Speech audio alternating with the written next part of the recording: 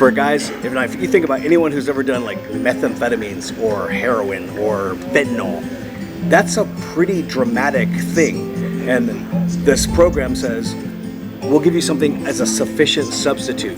When that kind of hit me and I was like, oh, wait a second. So if I'm present, if I'm in touch with something spiritual, then I'm going to get something on par with when I was blasted out high and strung out. That's a good deal. That's a fair deal. I can do business with that deal, and I find that has remained true. Hey again, Redemption's Blueprint. Kyle here. Very exciting day. We're out here at McDowell Mountain Ranch Golf Course. Chris Davis, my buddy, we were at Florence together. Best friend. We went through it. He was in the rooms. He was on fire crew too with all the guys. Got his brother Anthony and Leon, also, their boss, all part of it as well, and just encouraging, uplifting, and pushing guys to better themselves.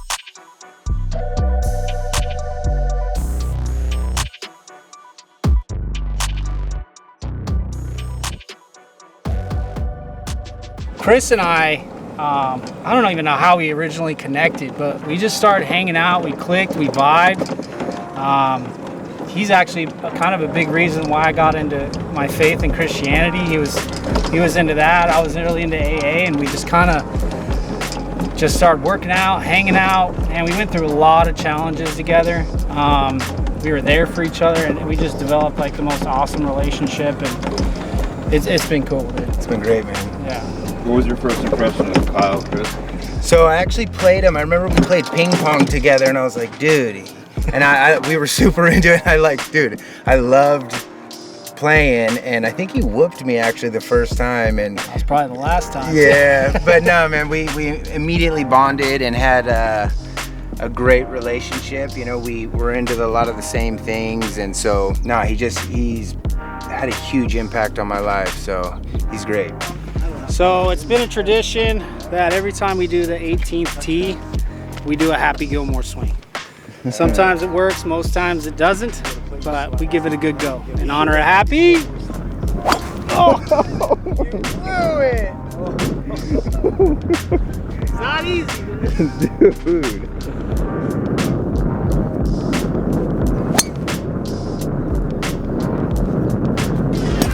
Oh no!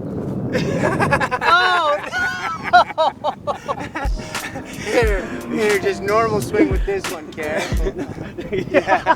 Hey, normal swing. Hey, those are Chris's clubs. They're old, dude. They're trash. Just a new shaft, no big deal. Hey, calm down, Leon. No Happy Gilmore. Oh, trash. Smile on my face, may not go my way. Still got my face, so I'll be okay. I'll be okay. I'll be okay. Running our race, just that I pace. Made some mistakes, but learned a few things, so I'll be okay. I'll be okay. I'll be okay.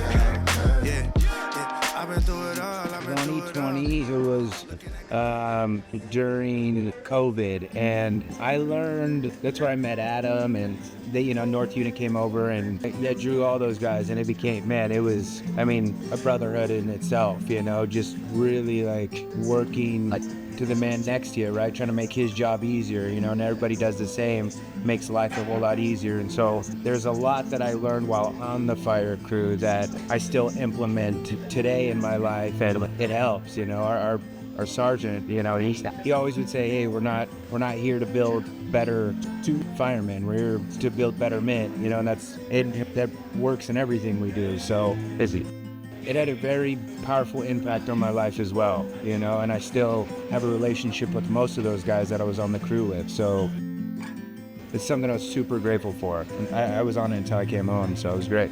Watching my brother, become the man that he is today is, priceless, right? Like, I really can't put it into words, right? My brother is not only my brother, but my best friend, my ace, my partner, we've been through the thick of it together. I'm his biggest supporter, his biggest fan, and so to watch him, in there, I remember, actually, let's back up a little bit, because before he went in, we would talk all the time. I was in already. I was already in prison, right? So I was doing, 4.5 years. And so as close as we were and inseparable for our entire life, I went away for 4.5 years. And then basically 18 months before I got home, he was on his way in to go do 4.5 or 5.5 years. So almost a decade we missed each other, right? And so I just remember telling him, because our stories are very similar in the sense that, like, God got a hold of me in a miraculous way, at a very unique time in my life, right? And when he did that, I just remember him telling me something that I'll never forget, but I remember feeling the need to share with my brother was that, my life wasn't falling apart, that it was falling into place. And I remember telling him this, before he went in. And I think, that was pretty instrumental for him, because like as he stepped in, it was incredible to watch him kind of follow that same path, right? And so I was already on the fire crew for, 3.5 years. By the time he was getting on the fire crew, I'd already been home. But, he had a really incredible journey. He went in there and, like what seemed like Mount Everest, trying to climb this hill to get out of it. He just stayed the course, did the right thing. He found somebody he could connect with, and grew with this man and, looked for ways to encourage and empower the people around him. He didn't do something, he wasn't just getting through his time. He was really doing something with it. And I think Kyle was doing the same, and they had a really big impact on the lives of all of the guys that they encountered, And so watching him get on the fire crew, very proud moment for his brother. I knew how important that was in my life. I knew how instrumental it was. I knew that like being a part of something greater to yourself, greater than yourself, really brought a ton of value. And so like work ethic, and camaraderie and brotherhood, and all that stuff that it's kind of unmatched. You can't really find that anywhere, and so you kind of want it to be like more than just something you did. You kind of want it to be like who you are, right? And that's why I think like when Chris was saying, he carried that with him, even outside of that place. And so again, I tried to do the same, right? But I watched my brother's life, radically change in the last, 10 years, in a way that I never really could have imagined, And so, yeah, it's just a great thing, We all met at a time when life was a little wilder, right? We all come back from a background of addiction. Addiction has its own culture, has its own set of, players. And, all of us were very familiar with all the players. And but I will say this, that, the Davises are a special family. Like, they've given me a place to stay when I didn't have anything to give them back, right? Food to eat when I didn't have anything to pay for the food. So just because people are out there and they're in the thick of it or dealing with, real issues like addiction, doesn't mean necessarily that they're not generous and good-hearted people, and that's what I found. So, their late father was my friend, and so it was a loss. When he died during COVID, while Chris was in, it had massive effect on that family. And but again, the very fact that they had paid a severe consequence for some of the legal, things that they dealt with, right? I don't know anybody out there that's been involved with addiction that doesn't have that as part of their resume, right? We've all had encounters with law enforcement. Some of us have gotten in trouble with it. Some of us have had to go, jails, institutions, and death. That's the whole idea. So, but the real crazy thing is, once they got out of that, the raw materials there, the raw talent, charisma, the kind of generosity. That was the stuff that I said, man, I'd love it if we could be involved with them. Now we're doing something a little bit different than the Pro West guys.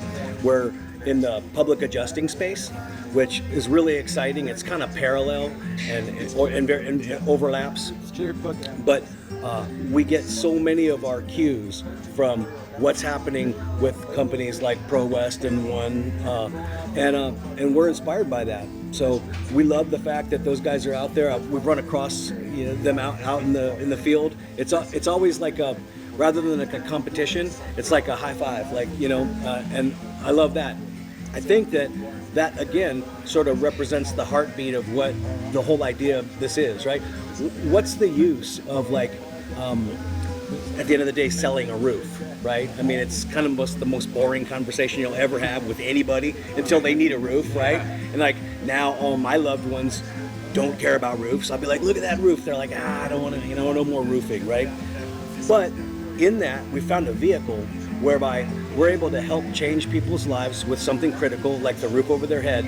We're able to do it with our friends, with people that we care about, love, and want to work with. And then I think the idea behind, when Anthony and I decided let's try to put together a team. Now we have 11 guys on our team.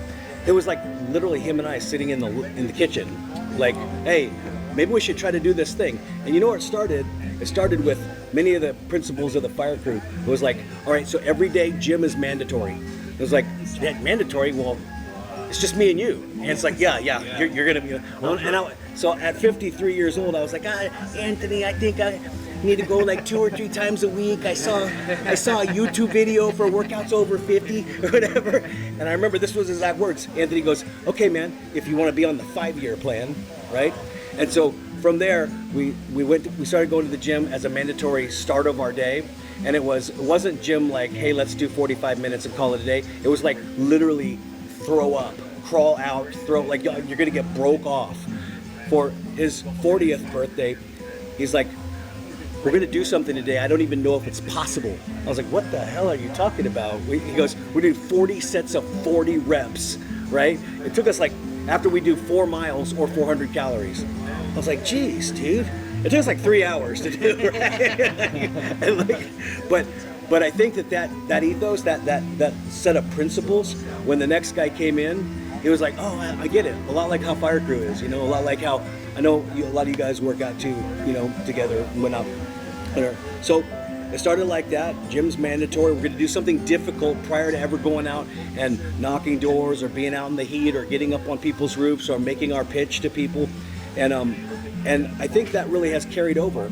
And so each guy that's come along are all at different parts in their lives.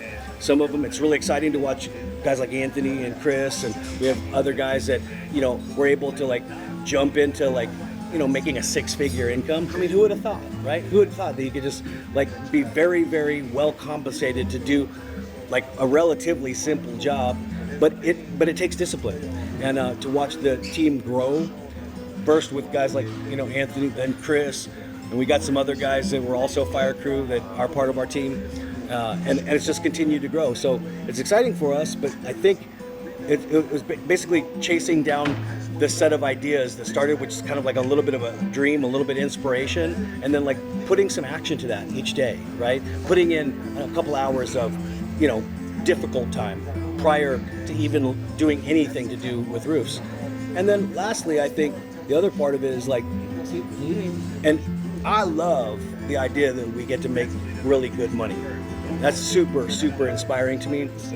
But I'll tell you this, I can't tell you, Anthony's probably bought 13 pairs of brand new tennis shoes for the guys, right? Just like where they come in, their shoes might be a little bit messy. He's like, oh man, get some like Nike 270s, like, spend some money.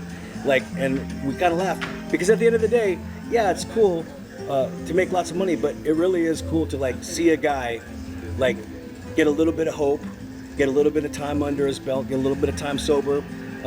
We've been to court dates and, helping guys get the breathalyzer in their car and stuff or whatever, but to watch them walk through those stages in their life where they thought, man, maybe I had very little hope, to really killing it. The best way that we can show God that we love Him for everything He's done for us is to love on the people in our life, right? Like when we say, working for the man or woman next to you, it's always, like Chris was just saying, it's like, how can I make their job a little bit easier? If I do my job well, their job should be easier, right? And if everybody's doing that, right, it's like everybody's contributing, in this small way that, makes up this really incredible thing. And it's really all like about the people that are next to you, right? I want to be surrounded by guys that are better than me, guys that are faster and stronger, and at times I feel like will even, outwork me, right? But that gives me this, thing to reach for, you know?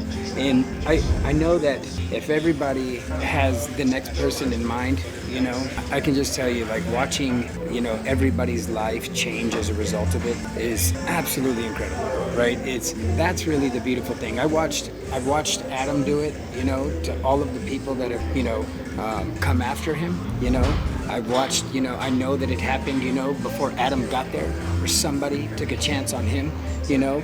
And I've watched Kyle, you know, in the last few years, you know, change his life. Not that he had a terrible life, because he was doing well and serving the community and, you know, lifting people up and, you know, like, was really, you know, championing for people, you know. And then to watch him come into this and achieve these goals, right, that, like, he had set out is unreal, right? Like, it's incredible, it's tangible, it's all right there. But that's been our whole focus, is like, as people come in, we just want to love on people, however that might look, right? It might be a pair of shoes, you know what I mean? It might be taking somebody to a court date. It might it might be giving them haircuts or whatever, right? And not that everybody needs that, right? But everybody wants to be seen, you know? Everybody wants to feel appreciated and known, you know that you have people around you that care about you, right? And that's really is what's special about this whole thing, because I watch Pro West do it, I watch Run Solutions do it, right? I watch JNS Renovations do it. You know, I watch the people that have come in, you know, that are early on in this process of exploring this roofing industry, and I watch them do it for the next person, you know, and it's really just pretty fun to watch. Just that I paced, made some mistakes, but learned a few things, so I'll be okay.